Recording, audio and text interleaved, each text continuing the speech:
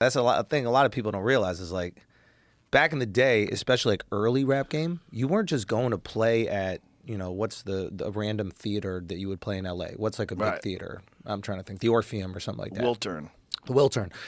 Some guys were explaining to me, it was like you would play at the local hood club. There was like a hood club that you could perform at. And then that was owned by the local drug dealer that was washing money there. Right. So this is where the idea of like checking in comes from. Have you heard of this term? Yes. Like checking in was basically like, hey, I want to make sure we're good because you're going to pay me.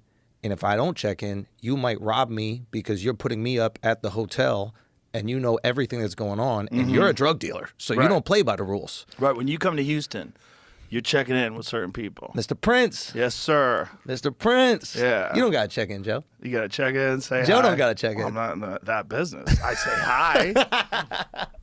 You've had him on here, right? Yeah. Yeah. He's a legend in the game, He's a legend. Out of respect, I say hi. There you go. Yeah. There you go. So what is like, how does a guy like him, like I'm trying to think, like how do you navigate that to the point where people have this like respect and fear because of what they assume you've done in the street world. Right. But you're also operating legitimately.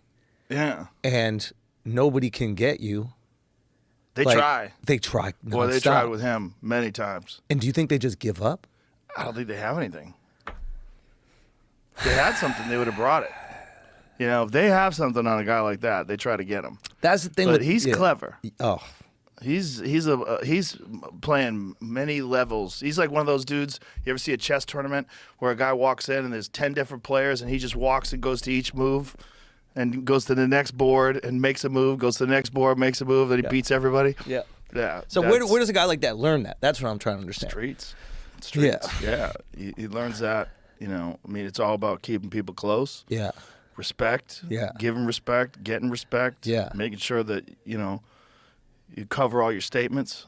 Yeah, like if you say something, you have to make sure you do it. You cover it, yeah. 100% of the time. And there's probably times in his life where he's went, like if it's poker, he probably went all in a few times. Not in terms of money, but like this decision makes or breaks me. Yeah. I wonder how many make or break moments he's had.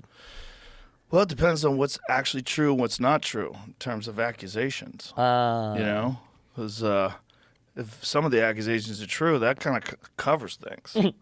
When folks vanish.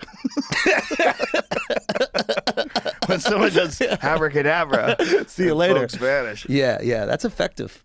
That fear is effective, man. 100%. Yeah, and it should be.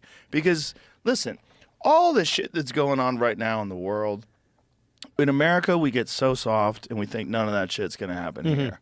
All that murder, war, drones, assassinations, that's not going to happen here unless you know the Clintons. Yes.